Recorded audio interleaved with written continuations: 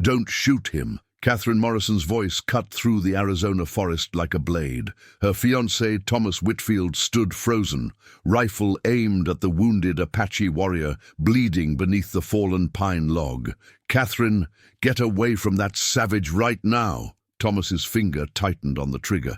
There's a $50 bounty on his scalp. The wounded man's dark eyes tracked between them, intelligent despite his obvious pain. Blood soaked through his buckskin shirt, where an arrow shaft protruded from his shoulder. He should be terrifying. Instead, something in his gaze made Catherine step closer. He's dying, Thomas. Good. One less Apache to raid settlements. Thomas cocked his rifle. Move aside. No. The word surprised them both. Catherine had never defied Thomas Whitfield in the 6 months of their engagement. She was supposed to marry him in 3 weeks, become the proper rancher's wife, host dinner parties while he made all the decisions. But standing in that forest clearing, she felt something crack open inside her chest. What did you say? Thomas's blue eyes flashed with anger. I said no. Catherine knelt beside the warrior, ignoring Thomas's sharp intake of breath. What's your name? The Apache studied her face for a long moment before speaking, his voice rough with pain. I am called Ayanna. Why do you help me, white woman? His English was careful, precise. This contradicted everything she'd been told about the savage Apache who haunted frontier nightmares. Because you're hurt. Catherine began tearing strips from her petticoat. And because it's right. Right? Thomas's voice cracked. Catherine, this animal probably burned the Johnson ranch, killed that baby. Did you? Catherine asked Ayanna directly. I have taken horses, fought soldiers who steal our land. But I do not make war on women and children. Something in his voice convinced her. Maybe it was naive, maybe foolish, but Catherine believed him. There, he's not. You're taking a savage's word over mine. Thomas's face flushed red. Your own fiancé? Former fiancé? Catherine pulled the diamond ring from her finger and dropped it in the pine needles.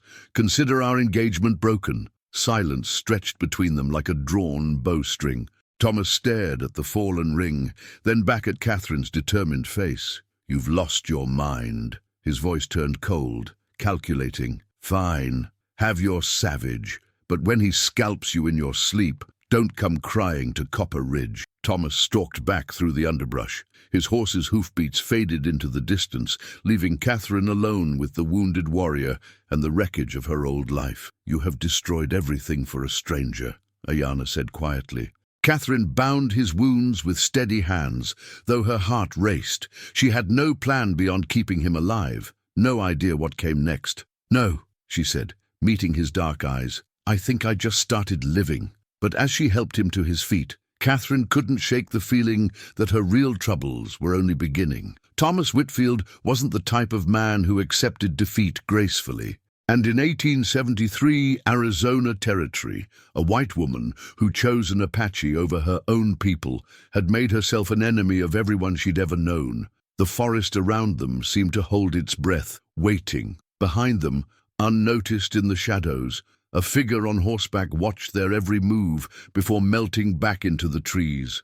News of Catherine Morrison's betrayal would reach Copper Ridge before sunset, and by tomorrow, half the territory would be hunting them both. We need to move. Now! Ayanna's urgent whisper made Catherine's blood freeze.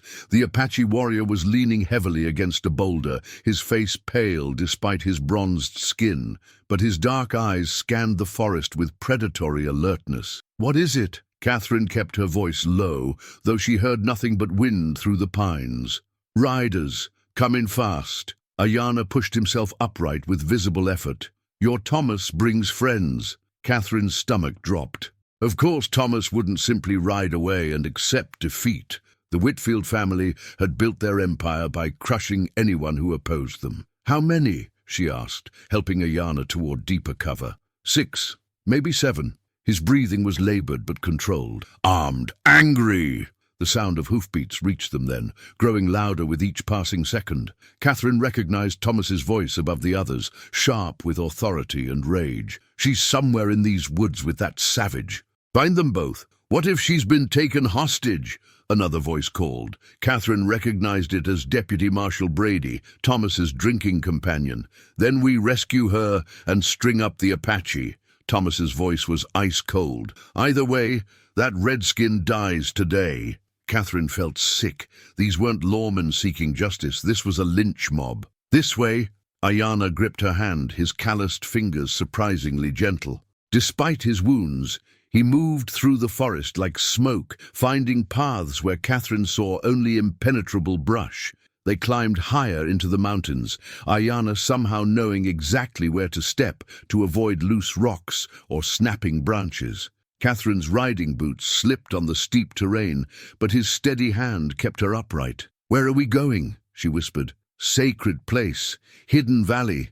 They will not follow there." "Why not?" Ayana's dark eyes met hers. "Because white men fear what they do not understand."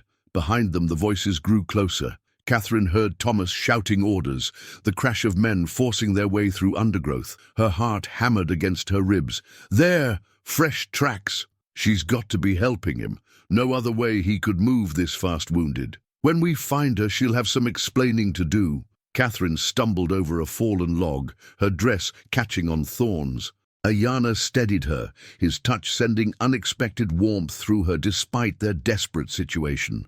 "I'm slowing you down," she gasped. "Leave me. Save yourself." "No." His voice was firm. "We go together or not at all." Something in his tone made her look at him sharply. In the dappled forest light, she saw not just determination, but something deeper, something that made her pulse quicken despite their danger. They reached a narrow canyon entrance, hidden behind a curtain of hanging vines. Ayana parted them carefully, revealing a passage barely wide enough for one person. "Through here, quickly!" The passage opened into a hidden valley that took Catherine's breath away. Crystal clear water cascaded down red rock walls into a pool that reflected the sky like polished glass. Ancient petroglyphs covered the stone surfaces, telling stories in symbols she couldn't read, but somehow understood. "It's beautiful," she whispered. "My people have come here for healing for many generations." Ayana sank gratefully beside the pool, his hand pressing against his wounded shoulder. "The spirits protect this place." Catherine knelt beside him, examining his injury in the better light. The arrow had gone deep, and infection was already setting in around the edges. "This needs proper cleaning." She began unwrapping the makeshift bandages. "And that arrow has to come out." "I know." Ayana's jaw tightened. "Do what must be done." Catherine had helped her father treat injuries before, but nothing like this. Her hands shook as she cleaned the wound with water from the sacred pool. "Tell me about yourself," she said, trying to distract them both. "How do you speak English so well?" "Missionary school, before the soldiers came to our village." His voice was carefully neutral. "They wanted to make me white inside, cut my hair, forbade our language, said our ways were evil." "Did you believe them?" "For a time." Ayana winced as she probed the wound. "I thought if I became like them, they would leave my people in peace." "What changed your mind?" "They burned our village anyway. Killed the old ones, the children, said it was to protect white settlers." His dark eyes hardened. "That day I learned that to them, a good Apache is a dead Apache." Catherine's hand stilled. "I'm sorry." "Why? You did not pull the trigger." "But my people did." She met his gaze directly. "And that makes me partly responsible." Ayana studied her face for a long moment. "You are different from other white women." "How so?" "You see me as human." The simple statement hit Catherine like a physical blow. She thought of the dinner parties where Thomas and his friends discussed Apache raids like pest control problems, of the newspapers that described Native Americans as animals to be exterminated. "The arrow," she said quietly. "I have to pull it out now." Ayana nodded, bracing himself against the rock wall. Catherine gripped the shaft, trying to ignore how his muscles tensed under her touch. "On 3, 1, 2, She pulled on 2, quick and clean. Ayana's grunt of pain echoed off the canyon walls, but he didn't cry out. Blood flowed freely from the wound, and Catherine quickly pressed clean cloth against it. "Why did you really break your engagement?"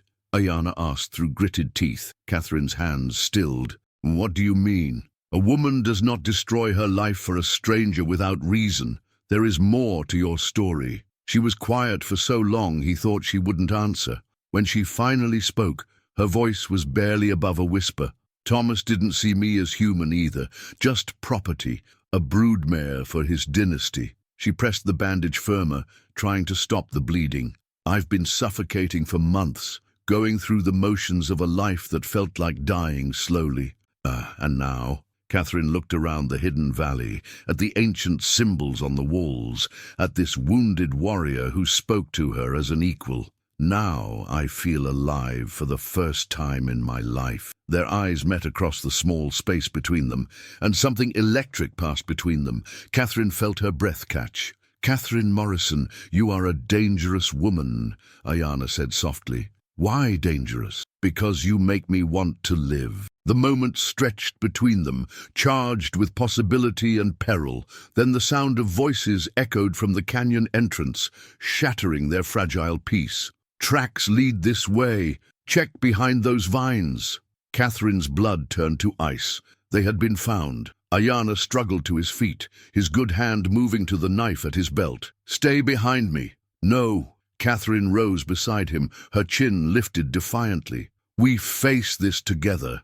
The vines parted, and Thomas Whitfield stepped into the sacred valley, his rifle raised. 5 other men flanked him, all armed, all angry. "Well, well," Thomas's voice dripped with false concern.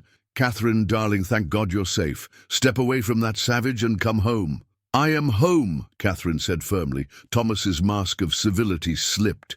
"You've been bewitched, Apache witchcraft, but don't worry, we'll cure you of it." He raised his rifle, aiming directly at Ayanna's heart. "Thomas, don't!" Catherine threw herself between them. "Move aside, Catherine. This ends now." "Yes," she said, her voice growing stronger. "It does." In one fluid motion, she drew the small revolver from her belt and pointed it at Thomas's chest. The valley fell silent, except for the sound of falling water. "Catherine!" Thomas's voice was shocked, disbelieving. "You wouldn't try me," she said quietly. Behind her, she felt Ayanna's presence like warmth from a fire. Beside her, she faced the life she was rejecting. And in that moment, Catherine Morrison chose her future. The question was whether any of them would live to see it. "Put the gun down, Catherine." Thomas's voice was deadly calm, but Catherine could see the vein pulsing in his temple. Behind him, 5 armed men shifted nervously, their rifles trained on both her and Ayanna. "No!" Catherine's revolver never wavered from Thomas's chest. "You're trespassing on sacred ground." Deputy Marshal Brady laughed harshly. "Sacred to savages, maybe. This is American territory now. Leave." Ayanna stepped beside Catherine, despite his wounds. "This place is protected by old laws, older than your papers and boundaries. The only law here is frontier justice." Thomas cocked his rifle. "Last chance, Catherine. Step aside. Then shoot me too." The words hung in the canyon air like smoke. Catherine felt Ayanna tense beside her, felt the shock ripple through Thomas's men. But she also felt something else, a certainty that had been building since the moment she first looked into Ayanna's eyes. "You won't," Thomas said, but uncertainty crept into his voice. "Won't I?" Catherine's finger moved to the trigger. "Try me." For a heartbeat, nobody breathed. Then Brady raised his rifle toward Catherine. "Boss! If she's been turned, maybe we should—" The crack of gunfire split the air. Brady stumbled backward, clutching his shoulder as his rifle clattered onto the rocks. Smoke drifted from Catherine's revolver. "Jesus Christ!" one of the men shouted. "She actually shot him!" "I aimed high." Catherine's voice was steady despite her racing heart. "Next one goes center mass." "Catherine!" Thomas's mask finally dropped completely. "You've lost your damn mind." "No, I've found it." Behind her, the waterfall cascaded down ancient stone. Around her, men with guns debated her death. But Catherine felt calmer than she had in months. This was her choice, her life, her future. "Boss, we need to get Brady to a doctor," one of the men said, helping the wounded deputy toward the canyon entrance. "Like hell we're leaving," Thomas snarled. "She's one woman with a 6-shooter. We can take her." "Against Apache witchcraft in a sacred place?" Another man backed away. "Count me out." One by one, Thomas's men retreated toward the canyon mouth. The deputy marshal needed medical attention, and the talk of curses and sacred ground had rattled their nerves. "This isn't over, Catherine," Thomas called, as he was forced to follow his fleeing men. "You can't hide in there forever." "Watch me," she called back. The canyon fell silent, except for falling water and her own thundering heartbeat. Catherine slowly lowered her revolver, her hands shaking now that the immediate danger had passed. "You shot a man for me," Ayanna said quietly. "I shot a man who was about to murder you." Catherine holstered her weapon. "There's a difference." "Is there?" Ayanna moved closer, his dark eyes searching her face. "You have crossed a line, Catherine Morrison. There is no going back to your old life now." "Good." She met his gaze directly. "That life was killing me slowly." They stood close enough that she could see flecks of gold in his dark eyes, could smell the leather and sage scent of his skin. The air between them crackled with tension that had nothing to do with the danger they'd just escaped. "What happens now?" she whispered. "Now we survive." Ayanna reached up to touch her face, his fingers tracing her cheek with infinite gentleness. "Together." The simple word sent heat through Catherine's entire body. Together, not as master and possession, but as equals, as partners. "Ayanna," she breathed. "Yes, teach me." "Teach you what?" "Everything. Your language, your ways, how to survive in this land without depending on men like Thomas." Something shifted in Ayanna's expression. Surprise giving way to respect, then to something deeper and more dangerous. "It will not be easy. My people may not accept you, and your people will hunt us both." "Let them try." Catherine's chin lifted defiantly. "I'm tired of being afraid." Ayanna smiled then, the first real smile she'd seen from him. It transformed his entire face, making him look younger and infinitely more appealing. "Very well, but first we must leave this place. Thomas will return with more men. Where will we go?" "North, into the high country. There are places even the cavalry fears to follow." Ayanna moved toward a hidden cache behind the waterfall. "My people left supplies here seasons ago." He emerged with a pack containing dried meat, water containers, and ammunition. Also weapons, a bow and quiver of arrows, a wicked-looking knife. "Can you ride bareback?" he asked. "I can learn." "Good. We will take your horse." "Mine was shot out from under me yesterday." Catherine thought of Luna, her gentle mare, probably still tied to a tree near where this all began. It seemed like a lifetime ago. "Ayanna," she said as they prepared to leave the sacred valley. "Yesterday when I found you, you said you'd been in a fight. What happened?" His face darkened. "Soldiers. They came to my village under a flag of truce. Said they wanted to talk peace." His voice turned bitter. "It was a trap. They had orders to arrest all the young warriors, take us to the reservation. You escaped." "I escaped, but my brother did not." Pain flickered across his features, nor did many others. Catherine's heart ached for him. She reached out instinctively, covering his hand with hers. "I'm sorry. The soldiers will come again and again, until all Apache are dead or caged." Ayanna turned his hand palm up, intertwining their fingers. "That is why I must get word to the other bands. Warn them." "We'll warn them," Catherine corrected. "Together." "You do not understand what you are saying. To ride with me makes you enemy to your own kind. You will be hunted, hated, called traitor. I stopped caring what they call me the moment I chose to save your life." Ayanna studied her face for a long moment, then nodded slowly. "Then we ride at sunset. And Catherine?" "Yes. From this moment, you are no longer Catherine Morrison, white woman of Copper Ridge. You are something new, something dangerous." His eyes held hers. "You are my partner in this war." As if to emphasize his words, the sound of many horses echoed from outside the canyon. Thomas had returned, and this time he'd brought an army. "Looks like the war starts now," Catherine said, checking her revolver. "Yes," Ayanna agreed, stringing his bow.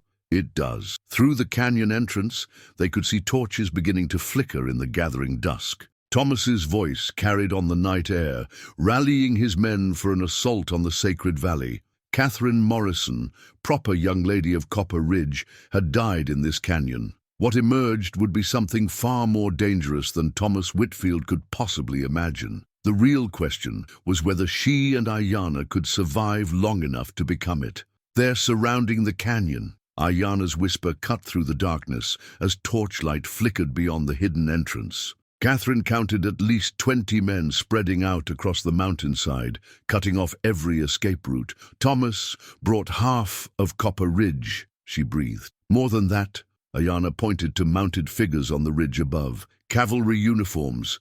Your fiancé called in the army. Catherine's blood ran cold. This wasn't just a lynch mob anymore.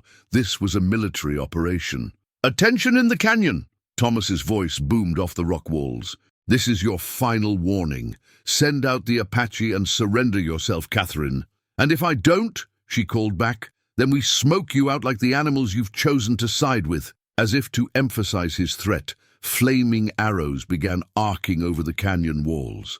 The dry brush caught fire immediately, sending acrid smoke billowing through their sanctuary. "The back trail," Ayana said urgently, "behind the waterfall. Can you climb?" Catherine looked at the sheer rock face disappearing into darkness above the falls. Her riding dress and soft boots were hardly climbing gear, but staying meant certain death. "I can try." They gathered the few supplies quickly as smoke thickened around them. The sacred petroglyphs seemed to watch their desperate flight, ancient eyes bearing witness to another tragedy on stolen land. "Wait." Catherine stopped at the pool's edge. "Your shoulder. You can't climb with that wound." "I can—" "No." She met his eyes firmly. "We do this together or not at all. Remember?" Ayana smiled despite their desperate situation. "You learn quickly, white woman." "Not white woman anymore." Catherine began tearing strips from her already ruined dress. "You said I was something new, something dangerous." "Yes, but what do I call you?" Catherine thought for a moment as she bound his wounded shoulder tighter, creating a makeshift sling. Below them, the smoke grew thicker and shouts echoed as Thomas's men prepared to storm the canyon. "Storm," she said suddenly. "Call me Storm."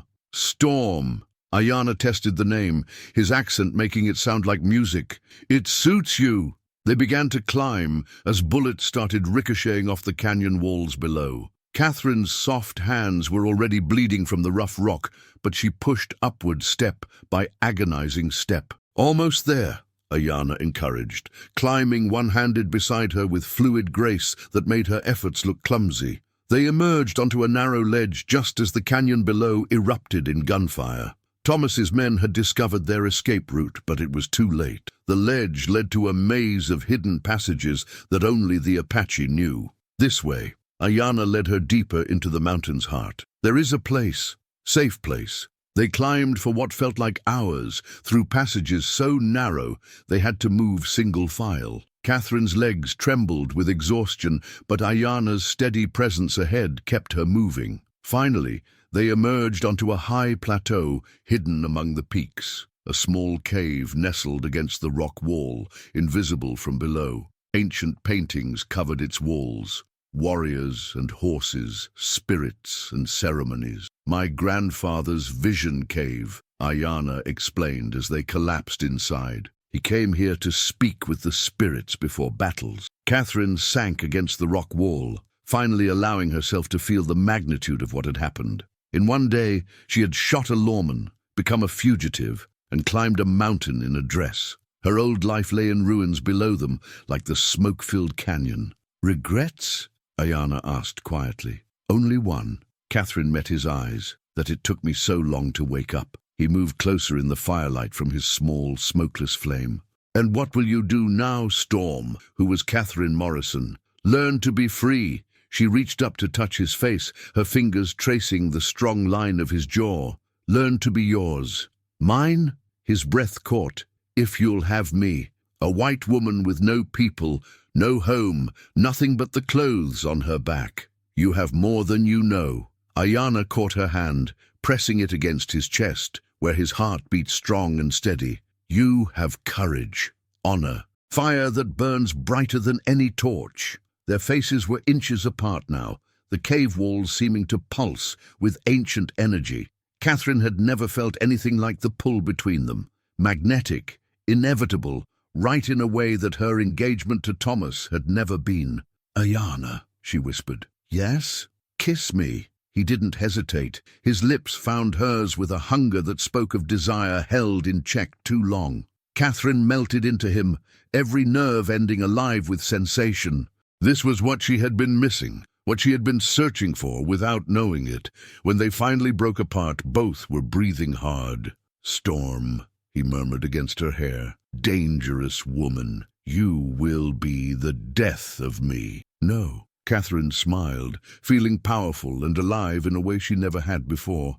"I'll be the life of you." Outside, the sounds of pursuit grew fainter as Thomas's men gave up the chase in the treacherous mountain darkness. They were safe for now, but both knew it was temporary. "They will not stop hunting us," Ayanna said. "Let them come." Catherine checked her revolver, still stained with Deputy Brady's blood. "I'm done running from who I am." "And who are you?" Catherine Morrison, the frightened girl who had ridden into these mountains that morning, was gone forever. In her place sat someone harder, fiercer, forged in gunfire and sacrifice. "I'm Storm," she said simply. "Your partner, your equal, your woman." "Yes," Ayanna agreed, pulling her close.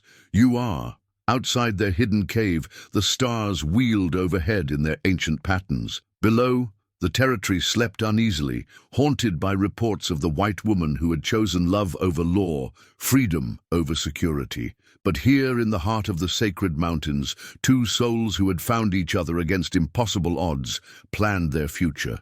Together, they would ride to warn the scattered Apache bands. Together, they would fight for the right to love across the boundaries that others had drawn. Together, they would write their own legend in the wild heart of the American West. The story of Storm and Ayanna was just beginning. And in a land where legends were born from courage and love that defied all odds, theirs would be remembered long after the last echoes of gunfire faded from these ancient hills. Lena, thank you for watching this incredible story of love, courage, and transformation. If you enjoyed Storm and Ayanna's journey, please subscribe to our channel and hit that notification bell so you never miss our next adventure. Also, we'd love to know where our amazing viewers are watching from. Drop a comment below telling us what region you're in, whether you're watching from the American Southwest where this story takes place or anywhere else in the world. Your support means everything to us. What did you think of Catherine's transformation into Storm? Should we continue their story? Let us know in the comments below. Until next time, keep living your own adventure.